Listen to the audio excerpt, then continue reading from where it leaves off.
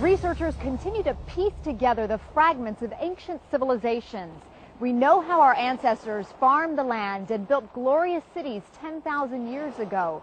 But what do we know about our ancestors' ancestors? Where did they come from? And is there a missing link to be found? Alien blood. The idea blows a hole through mainstream theories of human evolution. In northern Kenya, they found the boy, the skeleton of what is believed to be one of our oldest ancestors. By using carbon dating on that skeleton and others, scientists have formed a consensus about when the first humanoids evolved.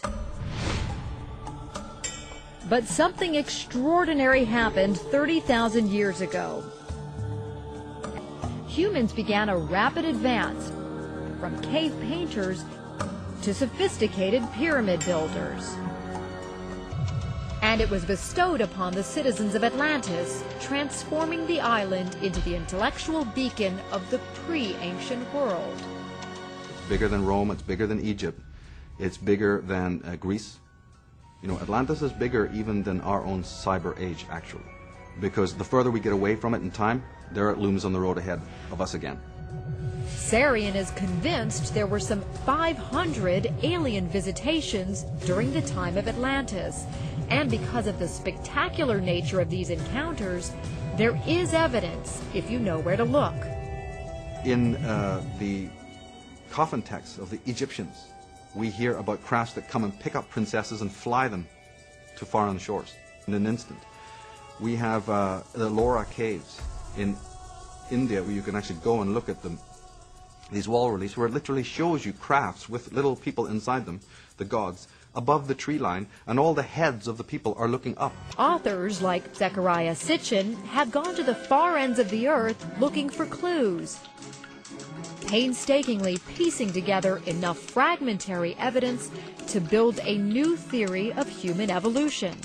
A basic conclusion of my writings has been that those who gave mankind civilization were visitors to Earth from another planet.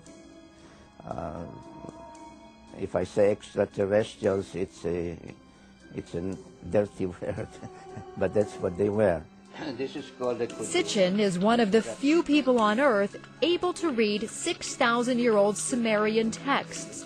These writings, according to Sitchin, contain unmistakable clues to ancient intergalactic space travel. And in order to come and go between them, their planet and our planet, they needed a space facility. The space facility was in a place in Mesopotamia, in today's Iraq. The mission control center was at a place called Nibiru, and the actual spaceport was in a place called Sipar, which can be translated as Bird City. Many of them were depicted as birdmen with wings. Iraq. According to some experts, we can find very detailed information on UFOs and aliens in the old Sumerian culture, now considered to be the cradle of our civilization. The people then had extraordinary astronomical knowledge. Zechariah Sitchin. If somebody says, where did you get the idea? I say, I read the Sumerian tablets, and that's what they say. They said that our solar system is made up of 12 members. And this is stated in the Sumerian text over and over and over again, not one time. And they say there is the sun, which is in the center, not like the Greeks or others thought that the earth is in the center, the sun. There's the moon, which they gave reasons why they considered it a member by its own, and 10, not 9, but 10 planets. Therefore, I'm very happy that when today astronomers look for this planet, they call it Planet X. They mean maybe the unknown planet, but it's also the 10th planet. They called it Nibiru, which means planet of the crossing, and the ancient symbol was the cross, not from Christian times, but from 6,000 years ago. And they say that this planet, the 12th member of our solar system, has a very large orbit of 3,600 years, and every 3,600 years it comes between Mars and Jupiter close to us.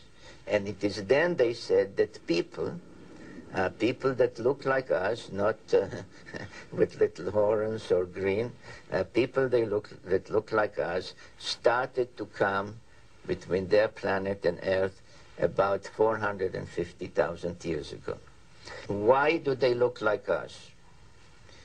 We look like them. Because if you know the Bible, which is based on the Sumerian tales, at some point they engaged in genetic engineering and mixed their genes with the genes of Homo erectus. We can use various scientific terms, but let's say with early hominids, to bring about Homo sapiens, us. You know, who would have thought that talking about the evolution of man and creationism and Darwinism, I mean, I got calls for days after you were here. This really piques people's interest.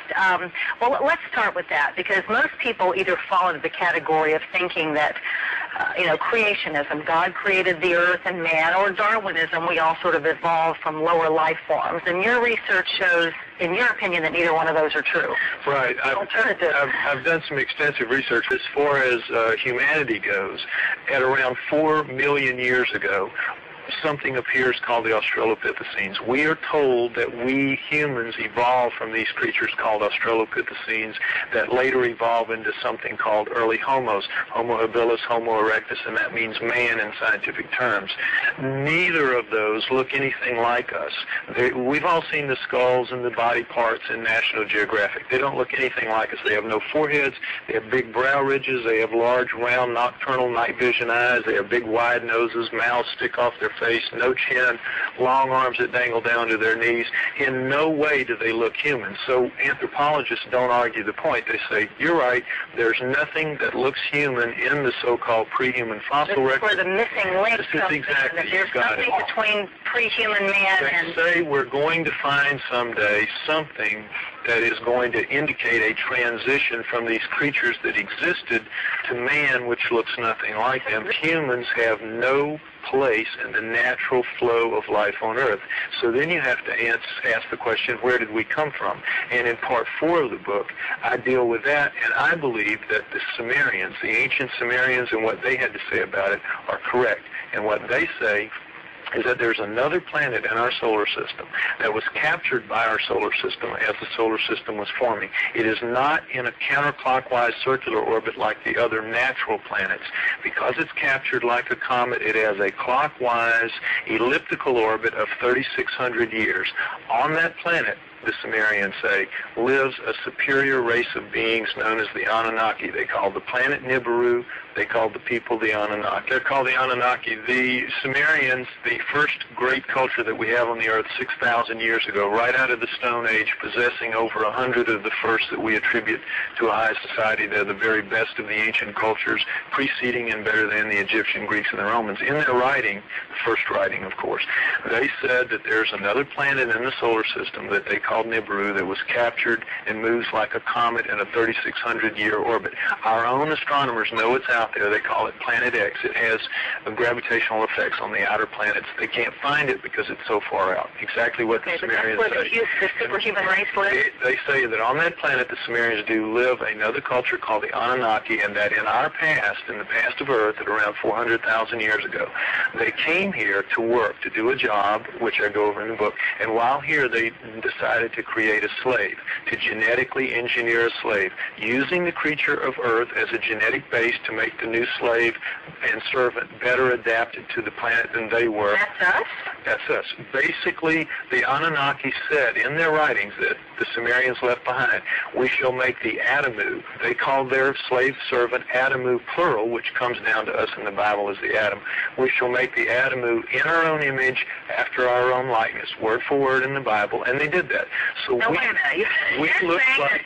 that we, the modern race of people, were genetically engineered by this superhuman race of aliens that came from other planets. And that we look like them. In the cylinder seals that we have, the 5,000 or so cylinder seals that we have out of the Sumerian culture, depicting gods and humans on the same cylinder seal at the same time, they always look the same. And this is why we only use 10% of our brains. They genetically engineered our brains. They gave us their bodies. We have, you will notice, we have tremendously reduced strength from primates. If we descended from primates, where did our strength go? Every primate is 5 to 10 times stronger than we are pound for pound.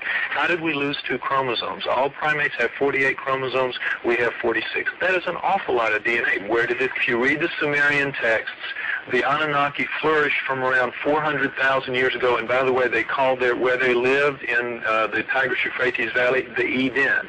That was their word for where they lived. We've heard Adam, and we've heard Eden. Well, it turns out that a lot of the Old Testament is an attempt to rewrite the Sumerian epics of creation because they were considered to be the guys with the word. I have to break here.